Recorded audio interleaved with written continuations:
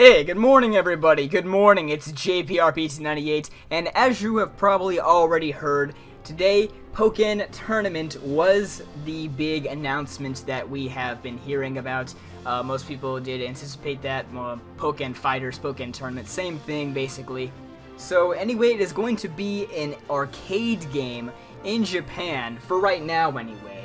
So since I've already covered the topic of this particular video game in a much earlier video, today I'm going to be covering the topic of whether or not I think this game will come to America or other regions. So basically, right off the bat, since it's a Japanese arcade game, that leads you to think that it wouldn't be released in other countries because, I mean, I live here in North Carolina, and arcades aren't really that much of a big thing around here. I can't name any huge arcades around this area.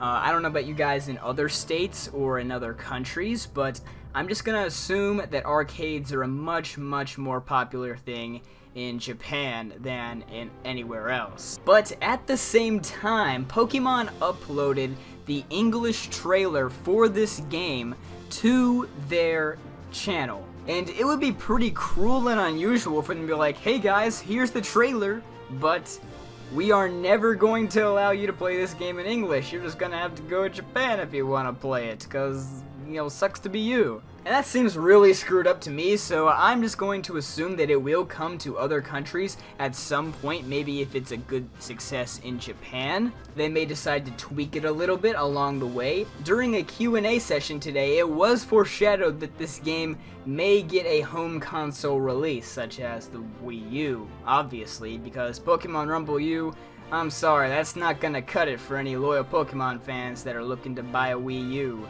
So it is possible this game will only be available for testing in Japanese arcades, and then they'll tweak it as time passes, and then when they decide that they have a good enough game, I don't know if they'll put a storyline in there, because, you know, a free roaming overworld with like hand-to-hand combat, I mean, that seems a little bit too much like Poke Park to me.